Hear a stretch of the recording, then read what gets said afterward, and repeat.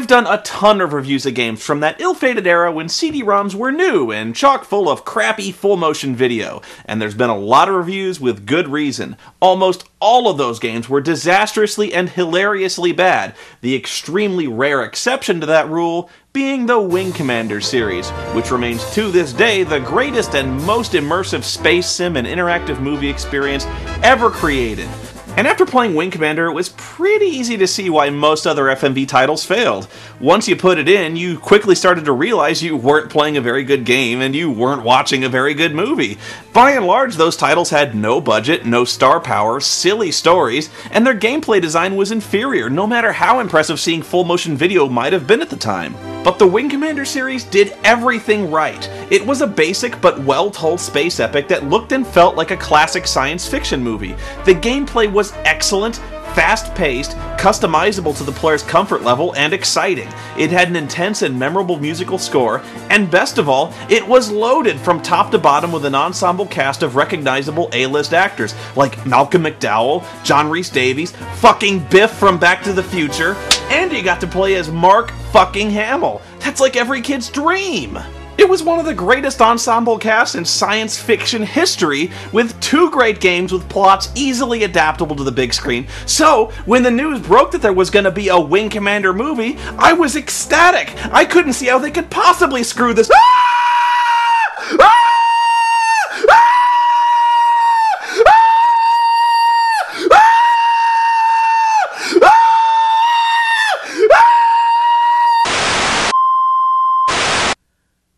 Saying never judge a book by its cover? Well, fuck you, because that's books, not movies, and I don't think you could have found a better poster to scare an audience away from a theater if you'd covered the entire building in a plastic sheet and set up a half-mile military perimeter warning people of an anthrax attack.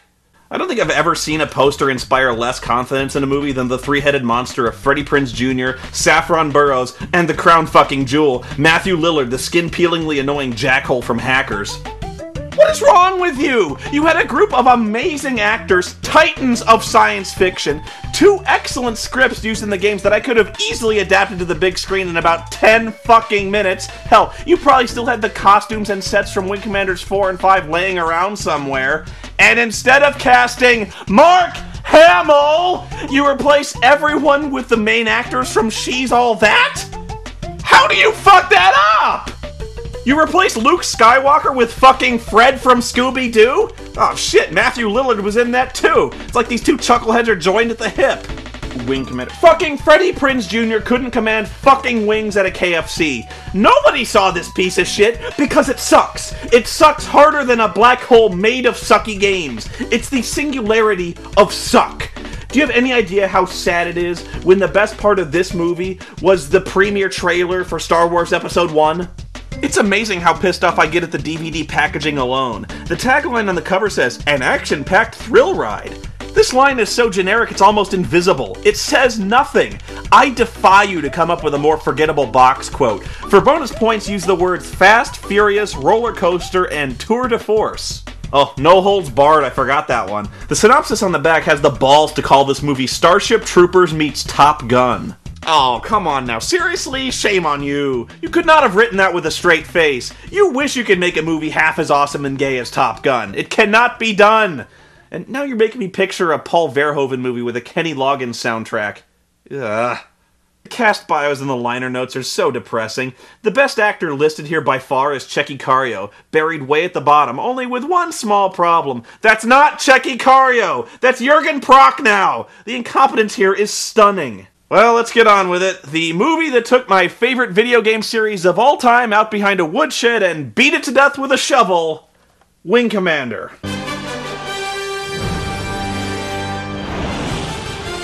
Oh no. Are we seriously gonna roll with the furry Russian hats? We're not even gonna let them start with a shred of dignity?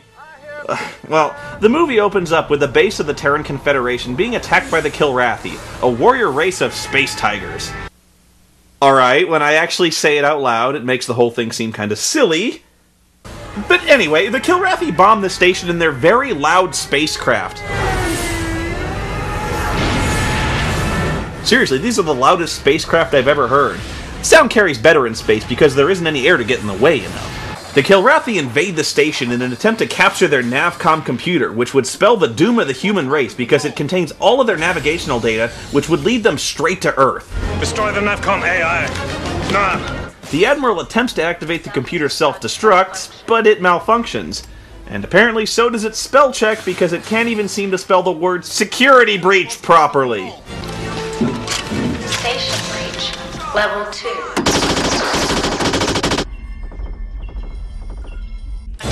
Oh, yeah, stand back everyone, here comes Admiral Hercules! Yeah, that did a lot of good. After the bullets failed, I thought he'd just plow right through. Anyway, the Kilrathi capture the Navcom, and it becomes a race while Admiral Tulwyn here orders the fleet to return to Earth. But they're too far out, and they won't make it before the Kilrathi do, so he orders the one carrier closer to Earth, the Tiger Claw, to go collect recon data and try to slow the enemy down. And since I'm a huge nerd, I may be the only person alive who noticed they actually misspelled Admiral Tulwyn's name Towlin, and while I'm at it, they misspelled Colonel Devereaux's name too. I just don't get it! The director of this thing was Chris Roberts, the guy who created the Wing Commander series. He wrote this whole thing! How do you get the names of your own characters wrong? Stupid man-animal! While you were still learning to spell your name, the Kilrathi were being trained to conquer galaxies! Oh god. Turl? I thought you were dead? Ha! I'd expect such ignorance from a stupid man-animal, but no. As your chief of security, I'm provided with a number of cyclones. Cyclones? No, cyclones! Cyclones! Get it? Yeah, I get it. It's just that... You see, because I'm a cyclo and a clone. A cyclone. I get it. Oh, bite me. It's fun. Meanwhile, our heroes, Lieutenant Blair and Maniac, are headed to the Tiger Claw as replacement pilots on a supply ship. Blair's a nice white bread guy descended from a group of people known as Pilgrims, and he faces endless prejudice from his peers because the Pilgrims are feared and suspected as traitors and saboteurs. You have a problem I should be aware of? Yes, ma'am, I do. I don't fly with pilgrims. Maniac is an insufferable mugging jackass descended from a group of people known as fucking retards, and he faces endless prejudice from his peers because he's a sack-crushingly annoying shit stain on the underpants of humanity. You shut up! This is made obvious the moment we see him when the captain orders him to take an uncharted shortcut, and he immediately screws it up by going too fast. That beacon is marking a gravity well. 1 cubic inch of it exerts more gravitational force than the sun. Well gee, that might have been something useful to mention to the stoner fuckhead named Maniac. But on the other hand, how the fuck did Maniac not see this? And he never thought to question the wisdom of flying directly into it at top speed? They need to activate the jump drive to escape, but conveniently their computer goes offline at a critical moment. Seriously, their navcoms crash so often it's like they're running Vista. But Blair saves the day when he enters a mystic trance and bashes out the mind-bogglingly complex calculations on the fly by typing them out by hand on the keypad. It's a pilgrim thing. Maniac spends most of the scene doing this. It's an imbecile thing. Yeah, and get used to the pilgrim shit because it's the one and only defining character trait Blair's given the entire movie. They embraced space, and for that, they were rewarded with the gift of a flawless sense of direction. They could feel the magnetic fields created by quasars and black holes. The black hole. Like a Navcom AI? Is the Navcom recreation of the mind of a single pilgrim. Then why did the war start? They saw themselves as superior to men. They chose to abandon all things human. Some say they believed they were gods.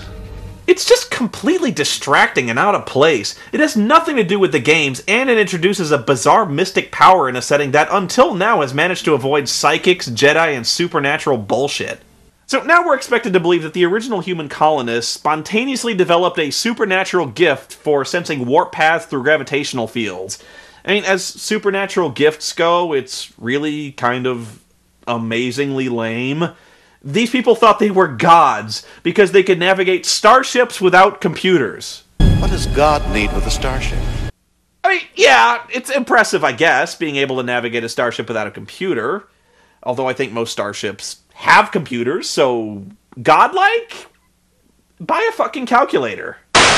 Worship me, rat brain, for I am a god!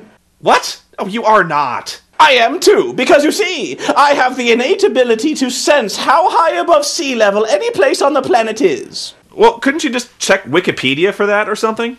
Yes, but only a stupid man-animal would need to. I can do it all in my head. Bullshit, you can. Quiz me.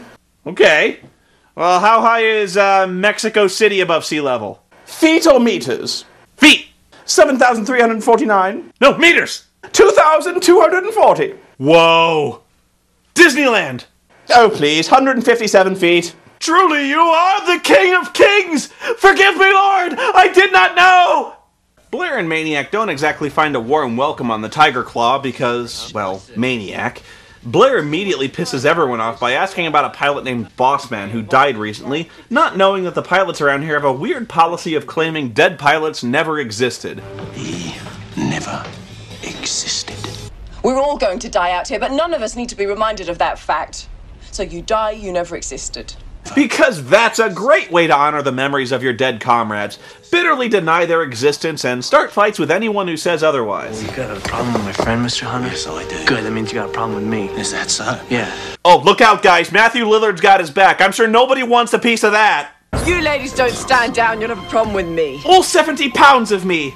Dear Lord, a bar fight with Matthew Lillard and Saffron Burrows? This is going to be the whitest, boniest bar fight ever filmed. There's not 200 pounds between them. Actually, Maniac manages to make friends a little easier than Blair does. Not even Angel likes